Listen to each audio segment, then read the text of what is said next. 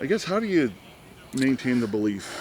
You know, been tough last two games. Situations not good for the playoffs, but you're Right, still alive. right. Like, how do you maintain that belief, that standard? You know what? We get an opportunity to come back out here and play football again. That's how. Yeah. You know, I mean, we're here.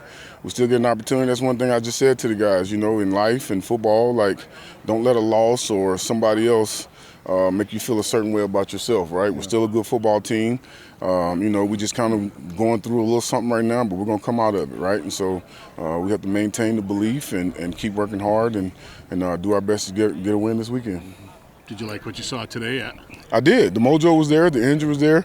Guys were good. You know, the whole thing is us focusing on us again, right? Like, we can't focus on. I mean, of course, we're focused on SAS. Don't get me wrong in what they do, but at the same time, it's about us getting ourselves right in order to compete and do our best job against those guys. What was your approach to the film? You just watch it, grade it, get through it, and then move on? Is that Well, it? well, Or is we- that like well, with anything?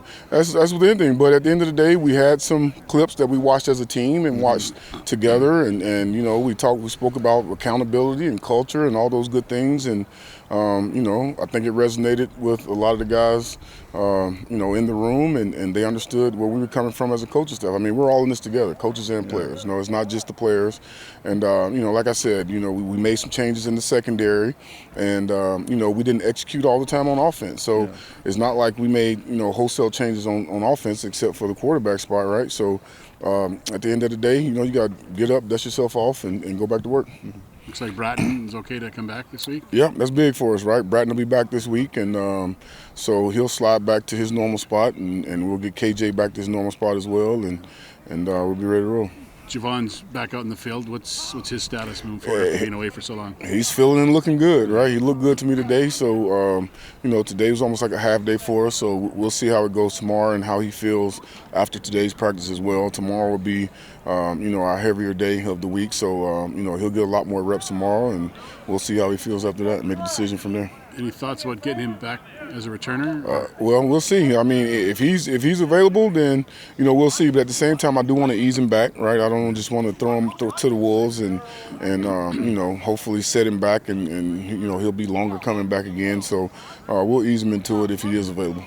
Dylan Mitchell seems to be, I mean, a great game, I think. He set your offense up for the most part in short fields, which probably, you know, digs into the disappointment even more. But Well, exactly. Yeah, I mean, but you know, he's definitely been a bright spot for us, right? Like, he's, you know, I think it was a 49-yard return that he had, and you know, like you said, I think he got us across midfield, and you know, he's definitely finding his niche on the team. You know, he's finding himself. He's coming to his own, and you know, that's another opportunity for him, being a dynamic guy, to be able to get his hands on the football. When we were talking with McLeod post game, he seemed as angry as he's been this year with his performance and the offensive performance. Talk about like taking that energy and kind of turning it around and getting better. Yeah. Hopefully, you know, that fuels him to do better this week. You know, and more so, I think more than anything is probably like, you know, he threw a low ball to Curley one time, which could have kept us on the field, and you know, I know he was kind of mad at himself about that. I think one time he tried to throw a post to TJ, and you know, Ford did a good job of getting over top, so he should have came to his check down. So again, you know, but at the end of the day, his eyes were in the right spot. I felt like he was reading the defense as well. We just had a couple, you know, overthrown balls on where he could have given guys an opportunity, right? I mean, D. Mitch is a guy that you probably can stretch out and go get it, but, you know, at the end of the day, we've got big enough guys to where, you know, if you put it in the right spot and give them an opportunity, then a lot, you know, 9 times out of 10, they come down with the catch.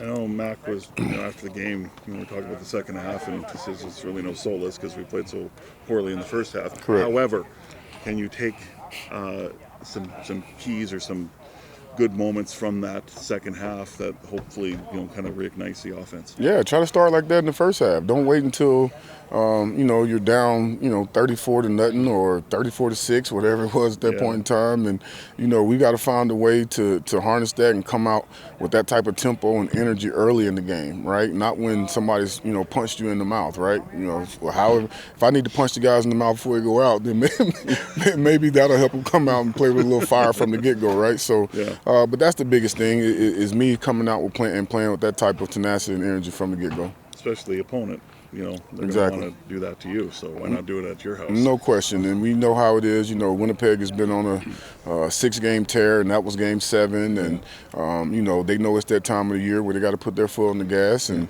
you know, we knew it would be a tall task going in there and try to win it, but we felt great about it. And you know, they punched us in the mouth. So it is what it is. Like I said, we regroup and we bounce back and we get ready for this week.